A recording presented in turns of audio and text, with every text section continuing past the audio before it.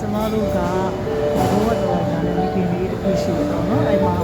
Sherman နဲ့ BNN ကလာတဲ့ Sherman ရဲ့ meeting ပေါ့နော်ကျွန်တော်အေးဒီ program တော့ကျွန်တော်ဒီနေ့လာဆက်တာပါကျွန်တော်ပြောချင်တဲ့ကြားလေးတစ်ခုရှိတယ်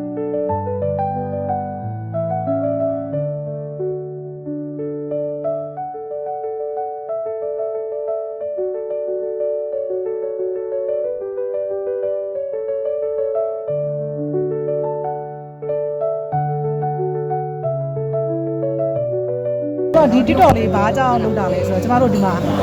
မန်နေဂျာကျမတို့၄ယောက်လုံးကမေမေတွေပဲเนาะမေမေတွေပဲ၄ယောက်အဲ့တော့ဒီနေ့ကလေ TikTok ကအရန် TikTok တပုတ်ရိုက်မယ်ဆိုစိတ်ကူးရှိတယ်ရုံးမှာရိုက်မယ်ဒါပေမဲ့ဒီမှာကအချိန်မရကျမတို့အရန် business woman တွေဖြစ်နေလို့ဒီကပြောချင်တဲ့အကြောင်းအရာဘာလဲဆိုတော့ဒီက business ပဲပေါ့เนาะကျမတို့ဒီမေမေတွေပေါ့เนาะကျမတို့မေမေတွေလည်းဖြစ်တယ်ဟိုအိမ်အောင်ရှင်မတွေလည်းဖြစ်တယ်ဒါပေမဲ့ကိုတာဝန်ယူထားတဲ့အလုပ်ကိုပေါ့เนาะလုပ်တယ်ဆိုတဲ့အကြောင်းပြောချင်တယ်ဗျာ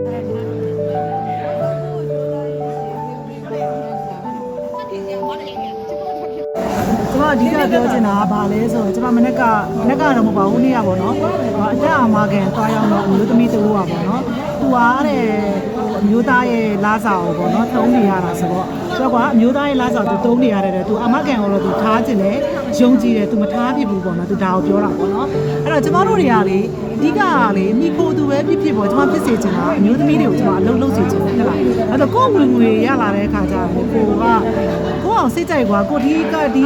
အာမခံထားမှမဟုတ်ပါဘူးဘာဖြစ်စီးဆိုကိုယ့်ရဲ့ဝင်ငွေနဲ့ဝယ်လို့ရတယ်ဆိုတာကိုကျွန်မပြောပြစေချင်တယ်ဒါကြောင့်ကျွန်တော်တို့ရဲ့ဒီလာတွေထဲမှာဆိုလဲဒါမိဘတွေအရွယ်တွေနော်အသက်ဆိုလဲအရွယ်တစ်ခုရောက်နေတဲ့လူတွေပေါ့နော်ဒါတွေကအလုပ်စူးစမ်းတဲ့အတွက်ကိုယ့်ရဲ့အောင်မြင်တွေအဲ့တော့ကျွန်မပြောချင်တာကလေဘယ်အသက်ရွယ်မဆိုအလုပ်လုပ်ဖို့ကျွန်မအဆက်ရဖို့အတွက်အလုပ်လုပ်တာမဟုတ်ဘူးနော်ကိုယုံကြည်မှုရှိဖို့အတွက်ကအလုပ်လုပ်တဲ့ကျွန်မဆိုလဲ